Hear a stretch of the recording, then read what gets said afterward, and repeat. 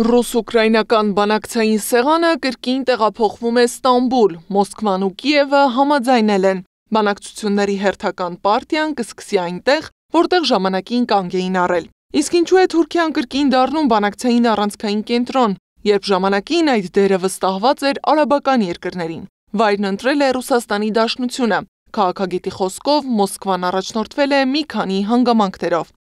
Այն շրջանակը, որը եղել է, այն կետերը, որոնք եղել են Ստամբուլում 22 թվականի գարնանը, հենց այդ կետերի շուրջ է լինելու պայմանավորվածությունը։ Ինքը բանակցությունների մեջ է միացյալ նահանգների հետ, եւ Ստամբուլ գնալու ոնց որ եվրոպական երկրները դուրս են մղվում այդ բանակցային գործընթացից, քանի որ Ռուսաստանը չի վստահում նրանց։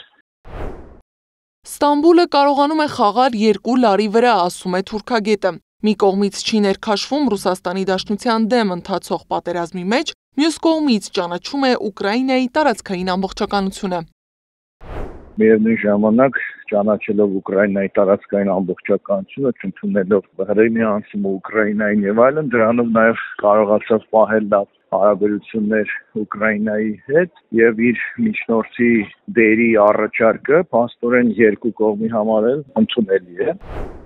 Քաղաքական, տնտեսական ու իմիջային ալիբիներ։ Թուրքական քարոզչամեքենան արդեն սկսել է այս վիճակից դիվիդենտներ քաղել ու բարձրացնել իր քաղաքական կշիռը։ Փորձագետի խոսքով սա հնարավորություն է Էրդողանի համար Թուրքիան դարձնելու հարթակ, որտեղ կքննարկվեն գեոպոլիտիկ կարևոր իրադարձությունները։ Այդ երկիրը ինչ-որ ձևի կարողանում է ազդել եւ մասնակցել գործընթացների վրա։ Եվ երրորդը հենց երկրի հեղինակության հարցն է, որ ի տարբերություն մենք մի քիչ առաջ խոսում ենք եվրոպական միության մասին, այսինքն եվրոպական միությունը երկրորդ պլանն է գնում։ Թուրքիայի տնտեսությունն ամենևին էլ իր լավագույն օրերը չի ապրում։ Անկարան այս հարթակը կարող է գործածել նաև այդ ոլորտում դիրքերը բարելավելու համար։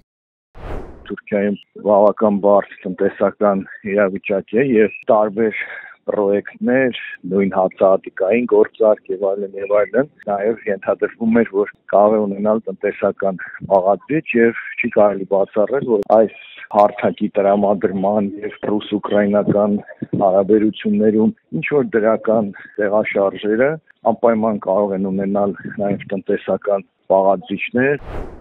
Թուրքիա, ՆԱՏՕ, Արևմուտք իրադարձությունները կարող են ազդել այս հարաբերությունների վրա։ Թեպետ քաղաքագետի խոսքով Օվալաձև գրասենյակի նոր ղեկավարի վարած քաղաքականությունը խարխլել է ՆԱՏՕ-ի դիրքերը։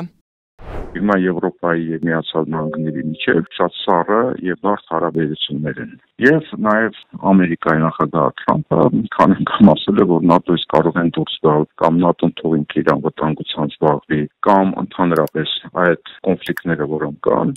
Ուկրաինայում եւ նաեւ վերջերս Պակիստանը, Հնդկաստան, դա մեզ չի վերաբերում։ Երկրները համաձայնել են հրադադարը ուժի մեջ է։ Բանակցություններն էլ կմեկնարկեն մայիսի 15-ին։ Մնում է սպասել ու տեսնել Թուրքիայի քաղաքականությունն ու տնտեսությունը։ Արդյոք կկարողանան բարձրացնել այս ծանրաձողը։ Գառնի Մութաֆյան, Նոնա Գևորգյան, ABC Media։